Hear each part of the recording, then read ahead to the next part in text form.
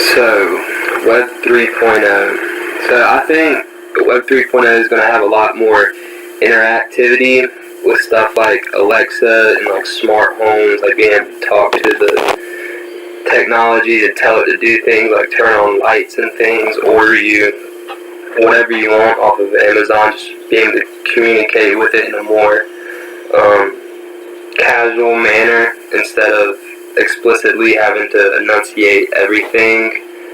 Just more voice commands, and on top of that interactivity, more social aspects with stuff like Xbox groups where you can be watching Netflix but still in a group on Xbox, and everyone can still talk to each other no matter what you're doing on the Xbox. More massive multiplayer games like Fortnite and stuff like that, where just you can make the game bigger and more interactive with everyday life.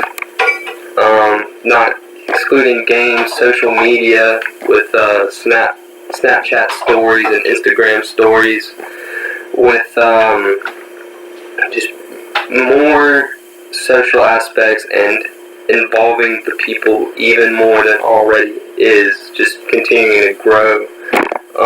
iPhone games with stuff like the games in Messenger, stuff like that.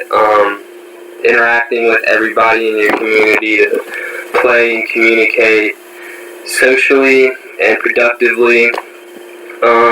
Another thing, better connectivity to everyone in the world. I know it's crazy.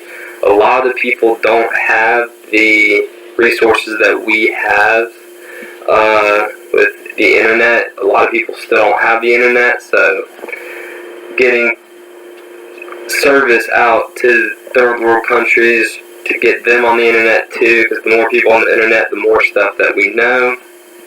I know one obstacle that they're facing is the size of the chip. Like the smallest part of the chip is about the size of an atom now on the most recent computers, so they can't really make them any smaller to put more chips in there.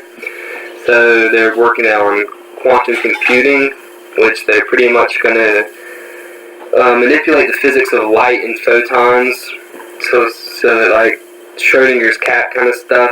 I don't know. I'm not a physicist, but quantum computing can make computers go much faster and be much more powerful and still be small.